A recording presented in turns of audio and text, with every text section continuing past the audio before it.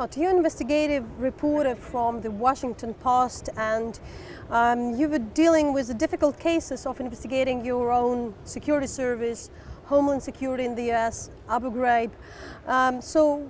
This isn't, especially the Abu Ghraib story, it's kind of an old story, so we knew that there was abuse by the U.S. Army in the prison in Iraq. If you speak about the investigation of the Abu Ghraib, that was kind of like game changer, because there was still, when this story had been brought to the light, there was still the U.S. tried to play this, the good power, which, tried to, we're speaking about the freedom, speaking about the democracy, and it was kind of an evidence, that how many wrongdoings the Bush administration had been doing there. Later there was a Guantanamo. But with this kind of investigation, what was the impact? Had it changed the way the Army operating, especially in these sensitive cases of dealing with the suspect terrorists? What are still the practices which are existing, and what are maybe the government had to respond and to stop? Our investigation showed that the abuse at Abu Ghraib and at Guantanamo Bay was much deeper and broader than was previously disclosed. So the administration at the time said that the Abu Ghraib abuses and the abuses at Guantanamo are isolated incidents, and they were confined to just a small band of Army men and women, but that wasn't really the case. And when we were able to get access to all of the documents and all of the photographs and the internal investigations, we quickly realized that this was part of a concerted effort by the military and by the CIA to break down these detainees and to try to get as much information as possible out of them. Pleaded with us not to publish it. They believed that the military was going to be at risk if we published this information, and we decided to go ahead and publish it because we believe that what the military was doing, a lot of the military lawyers and a lot of the people in the military felt that had crossed the line, and that by torturing detainees was a violation of the Geneva Conventions, and by doing that we were putting our own servicemen and women at risk. If they ever got caught or captured, that they would be tortured as well. So in a way, we felt that we were doing a public service by exposing this. Were the people punished in the end? Because there is always the case. There is a big story in the media, there are a lot of talks, and then there is a long court hearing, and sometimes these cases are kind of dropped from public memory. Right. So a small band of people were convicted of crimes for abusing the prisoners, but the people up the chain of command were not held accountable. And to this day, they've never been held accountable. I think it's absolutely outrageous, because these are the people who were responsible for the command and control of Abu Ghraib. They're responsible for the men and women under their command, and they should be held accountable just like anybody else should be held accountable. Are there any tools which you are following that the law enforcement agencies could really implement in order to be more, let's say, accountable, be more transparent? It's really the difficult situation. We understand we are in a country in a war where there is a security threat, where you definitely sometimes talking to, the criminals or suspect terrorists. So there is a chance to cross the line. So what are practices maybe had been enforced and might be enforced that this line, it's more difficult for them to cross?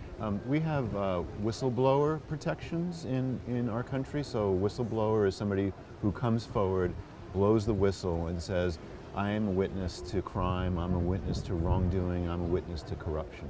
And so we have some processes that are in place that protect people who do that. In the military, they're not that strong.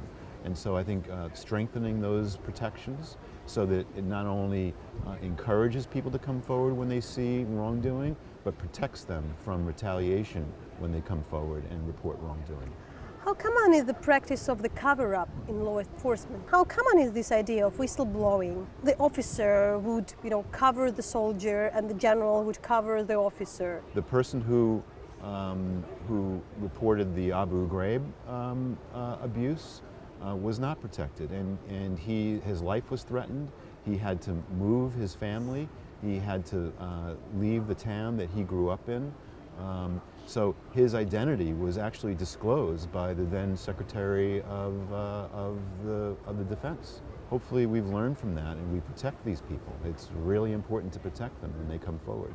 You know, how would you explain the relations of your investigative unit, of Washington Post investigative unit, with the the security services like NSA? Papers like the Washington Post, they're independent, but they're close to government. The government usually need them. You have the press corps. You do a lot of stories. You need to have the interview the top officials.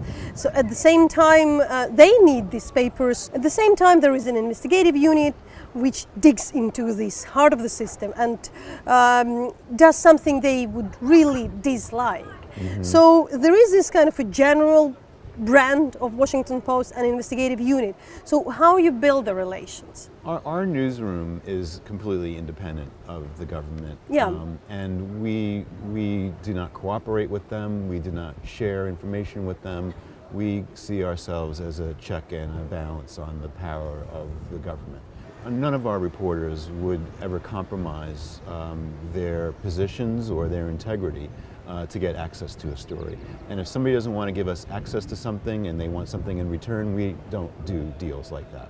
We will walk away from it. And if somebody denies us access, sometimes it's almost a badge of honor, and we are able to get the information in other ways. The security service always put this argument that it's about security. How you answer this question for yourself? Where are the cases where you have doubts? Would you endanger really? Are you going too far?